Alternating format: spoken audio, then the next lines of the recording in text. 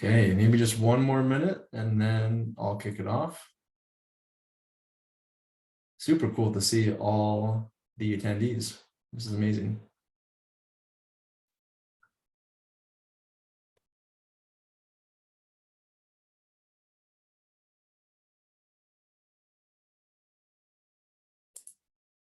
Okay, let's rock and roll. Well, good afternoon. Thanks for joining the American-Made Challenges Direct Air Capture Pre-Commercial Energy Program for Innovation Clusters Prize, also known as the DAC EPIC Prize. My name is Eli Kane.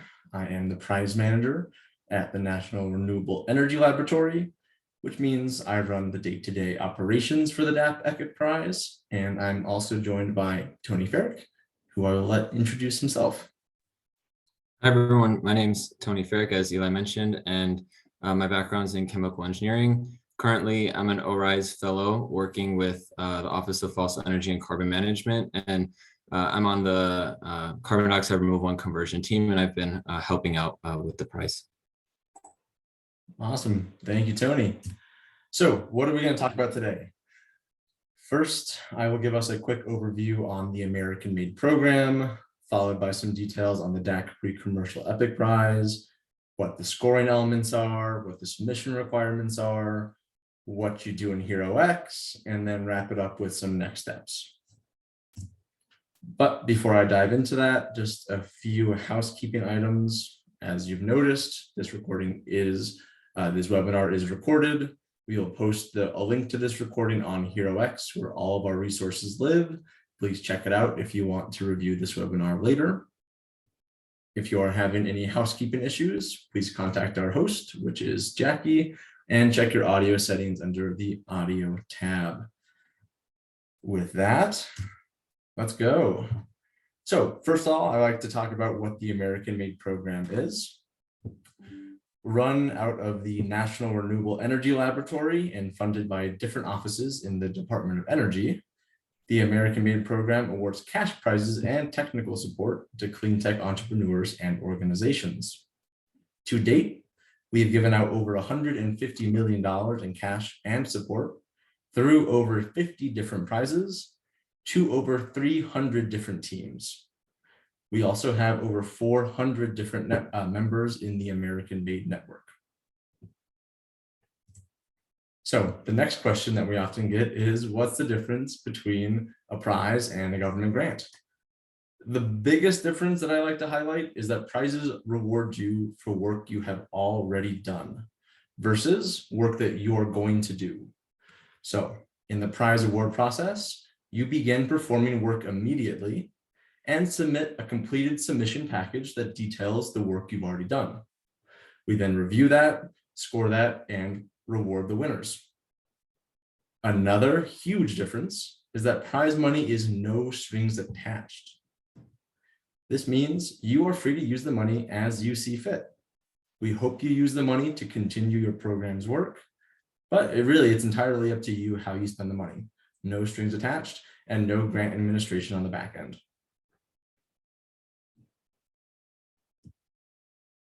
Okay. Oh, I forgot to mention, if you guys do have questions, what we're going to be doing is please submit them through the question box at the bottom of the page. We will take those in, we'll formulate responses, and we'll post them to HERO-X. There's not going to be a live Q&A session at the end, so just put your questions into the chat and we will post them to HERO-X so everyone can see them. With that, I'm going to pass it to Tony to talk about FECM and the DAC EPIC Prize a bit. Great. Can you go to the, yeah, thank you. So together with American-Made, NREL, and NETL, FECM has launched this DAC pre-commercial EPIC Prize. So EPIC, or Energy Program for Innovation Clusters, is a prize program that awards regional incubator teams that support energy startups and entrepreneurs. And so FECM was really interested in direct air capture because the DAC industry is so nascent and there are several barriers that are limiting its rapid development and wide-scale adoption. So we wanted to partner with the EPIC Prize to really focus in on these, on accelerating early stage DAC technologies. And one way to do that is with incubator support. and additional activities. So the prize is split up into 3 different phases. So the first one is the Think It, where the incubator programs will come up with a plan, and the teams that come up with the best plans, so up to 12 semifinalists will get selected, and they'll compete to move it. So start implementing their program. And then in the final phase of the competition, which is Prove It, the team and maybe up to 1 runner-up incubator team will win the final prize for showing the most success towards achieving the key evaluation criteria, which are outlined in the rules documents posted on the HeroX platform. Next slide, please. So the next couple of slides just give some background motivation into FECM and our interest in direct air capture and carbon dioxide removal. So in 2021, the Office of Fossil Energy was renamed the Office of Fossil Energy and Carbon Management, and this new name reflects the new vision. So there's a strategic vision document which outlines in detail our priority research areas, which is posted on our website. So I encourage everyone to take a look if they have the time. But essentially, the new vision is to be aligned with the ambitious goal set forth by President Biden. So that's 50% emissions reduction by 2030, CO2 emissions free power sector by 2035, and net zero emissions economy by no later than 2050. And in the document that I mentioned, there are a few main pillars. So one is advancing justice, labor, and engagement. Another one is advancing technologies that lead to sustainable energy resources. And then the last one, which is most relevant to the direct air capture that we're talking about today, is advancing carbon management approaches towards deep decarbonization. And this also includes point source carbon capture, carbon dioxide conversion, reliable carbon transport and storage, but most relevant would be carbon dioxide removal. And carbon dioxide removal briefly involves taking CO2 out of the atmosphere and storing it in a manner intended to be permanent. Next slide, please, Eli. Around the same time that the name was changed, we also launched the Carbon Negative Shot at the DOE, which is an agency-wide all hands on deck call to really get carbon dioxide removal pathways scaled up and to a cost of less than $100 per net metric ton of CO2 removed, which includes both the capture and storage steps. And in addition to both getting to gigaton scale and the cost that I just mentioned, we also really are prioritizing robust life cycle accounting, and then also robust measurement, reporting, and verification plans to really ensure that the carbon we're removing from the atmosphere is being captured and stays out of the atmosphere for timescales greater than 100 years. And so this carbon negative shot is technology agnostic. So we really want to promote a wide diversity of technologies, which include direct air capture with storage, which is the focus of the prize we're talking about today. And then other pathways that we're exploring and involve soil carbon sequestration, biomass carbon removal and storage, enhanced mineralization, ocean-based methods, as well as afforestation and reforestation. Next slide, please. And so for today's discussion, I just wanted to present one slide about direct air capture so that we're all on the same page. Essentially, direct air capture refers to processes that use CO2 capture medium to capture CO2 directly from the air, and then that capture medium can be regenerated for reuse. So there are a few different types of CO2 capture media being explored, which include sorbent-based stack methods, which are solids, and solvent-based stack methods, which are liquids. And other emerging approaches using minerals are also in scope for direct air capture. It's important to note that direct air capture, in order to constitute carbon dioxide removal, it would need to be paired with secure storage in the form of geologic storage or long-lived products.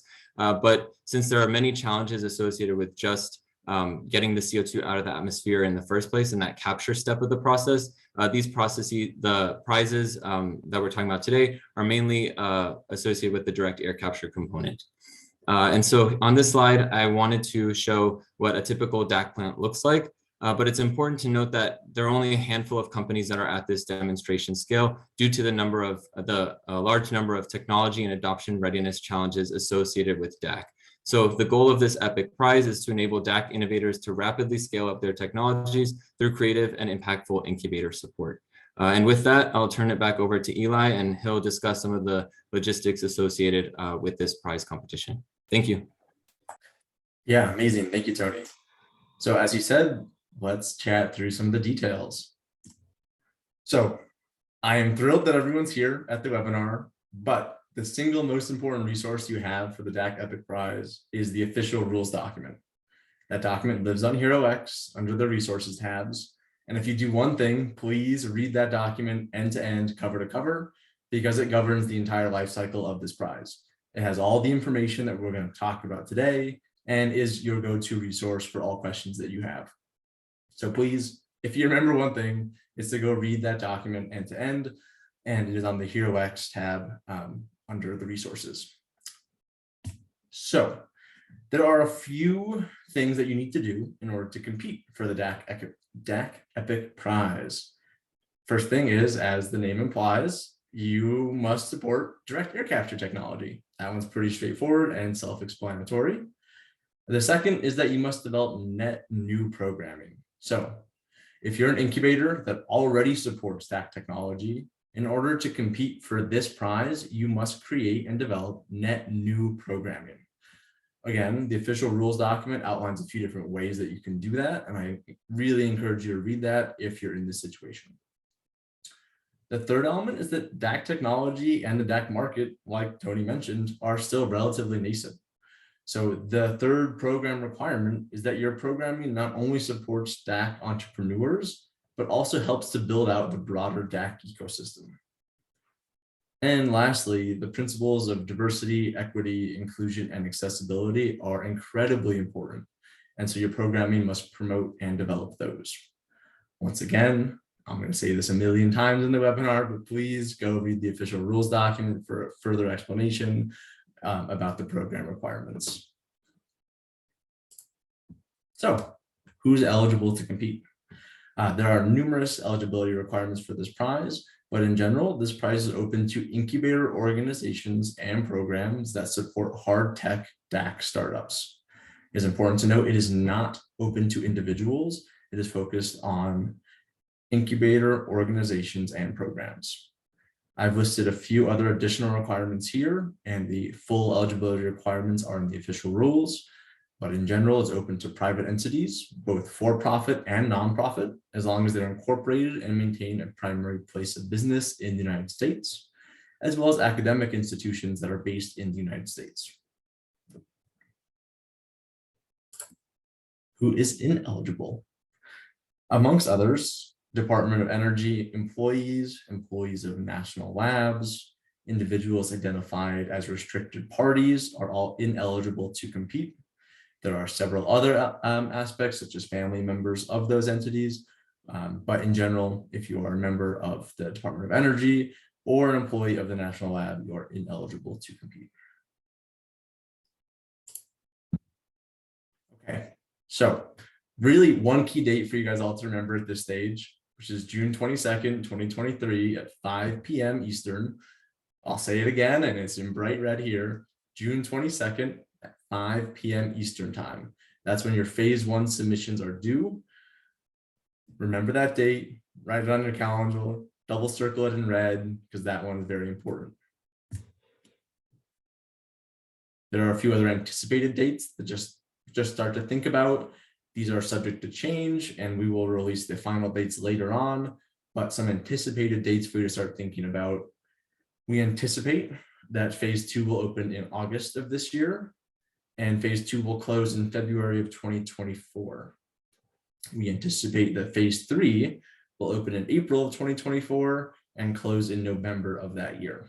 Again, want to emphasize these are anticipated dates, subject to change, and we will list the official dates as they are set later this year. Okay, now I'm going to walk through what the submission requirements are for phase 1. Again, all of this is in the official rules document, not only for phase 1, but for phases 2 and 3, so you can review those. But for today's purposes, I'm going to focus on phase 1. You have 5 things that you need to submit as part of your application for phase 1. First one is a 90-second video, which is required, but not public. followed by a cover page, same thing, core narrative, which will make up the bulk of your submission, a single PowerPoint summary slide, and then any letters of commitment or support that you might have. So what's in the 90-second video? We want you to describe your organization, how it's unique, how it's uniquely qualified to address the needs of the entrepreneurs in DAC technologies, describe your MVP, and describe your target programming requirements and why it's critical your organization addresses them. Again, no specific scoring criteria for the video, but think of it as your first introduction to the judges and to the review panel. So no specific criteria, but it'll be evaluated as part of the overall package, and will kind of be the first time the judges see your organization. These videos are not intended to be public right away, but semi-finalist videos may be made public. We will let you know if that happens, and so we can certainly have a conversation around that. Okay, cover page, pretty basic here. We just need your name, a link to your video, key staff, where you're located, and relevant partners. Really easy. There's a template for it. Should take you 30 seconds. Very easy to fill out. And this is the information we need. Summary slide, same thing, single PowerPoint slide. This one will be public facing. It should describe overall what you're doing, what you intend to do, what your MVP is, and what your plan is for implementation. This one's public facing and is one single PowerPoint slide. No template for this, so get creative, present the information as you want. Core narrative. Like I said, this is going to be the bulk of your submission. The aggregate response must not exceed 2,500 words, and there are 4 questions. So again, you can decide which question you devote the majority of your words to, but all told, those 4 questions cannot exceed 2,500 words. These are the 4 questions that you need to answer. And the tip that we provide is to focus as much of your submission as possible on your plan for how your organization will engage with innovators and what metrics you will use to track that engagement. The whole point of this is to engage with direct air capture entrepreneurs and technologists. So we want to see what your plan is for doing that. And that goes hand in hand with the questions listed here. I will also say another handy thing that the official rules document has is additional details on the suggested content and scoring for each question. For example, this is question 1 that I listed here. And in the official rules document, on the left-hand side, you see some suggested content, and on the right-hand side, how the scoring will apply to that.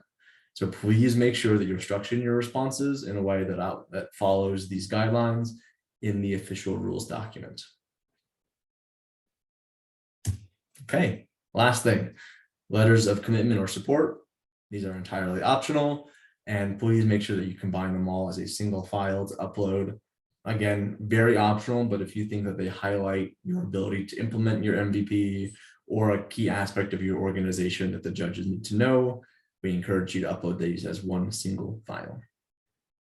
So to wrap it up, 5 key elements for you to submit as part of your application, the details of which are listed in the official rules document, and the bulk of your application will be in the core narrative, where you want to focus on how you support entrepreneurs in the DAC space and what metrics you will use to measure that engagement. Okay, let's talk judging. So we're going to have a panel of expert reviewers who will read, score, and provide comments on every submission. All reviewers will sign a non-disclosure agreement, and all reviewers may not have personal or financial interest in, be an employee of, officer, director, or agent of any entity that is a registered participant in this contest. In other words, no conflicts of interests, and they will have an NDA. So they will go through, they'll read, they'll score and comment on each submission, they'll provide a weighted score, and the final score from an individual reviewer equals the weighted sum of the scores for all the sections.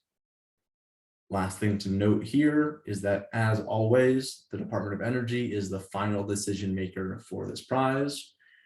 Final determination by the Department of Energy will take into account the reviewer's feedback and scores, as well as additional program policy factors. All of those policy factors can be found in Appendix 1 of the official rules document. So you're very excited. You know what you need to do. You know what you need to submit. How do you apply? HeroX. First thing I want to highlight on HeroX is the forum page.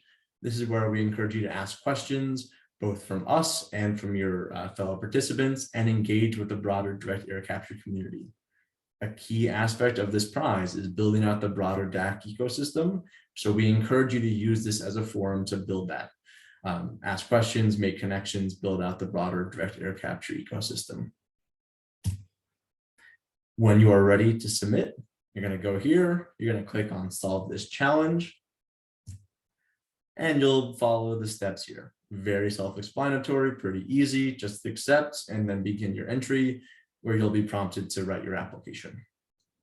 Again, if you ever have questions about HeroX, you can post questions into the forum where myself and my team will answer them. You can also email us at dacprizes@nrel.gov, which I'll have in a second. A lot of different ways to get in touch with us, and HeroX is the main place for you to both ask questions and find resources that relate to the DAC prizes. So what's next? Follow the challenge on HeroX. Again, HeroX has all the information you should ever need about the prize. It's also where you ask questions, where you find the official rules document. So follow this and you'll get all the updates that we have and that we post about the prize. Read the rules, read them again, probably read them a third time, and make sure you're very familiar with that. Start your work. So again, prizes reward you for work that you've already done. So we encourage you to start work and submit that. And then the big red circle date is June 22nd, 2023, 5 p.m. Eastern time. That should be everything you need to know about the Direct Air Capture Prize. There's a link to this recording on HeroX. You can email us, you can ask us questions there. But thank you so much for attending. I hope you're as excited about this prize as we are, and we can't wait to see your submissions. So with that, I'm going to conclude and wrap it up. Thank you all for attending. It was very exciting to have you, and I'm sure we'll talk soon. Thank you.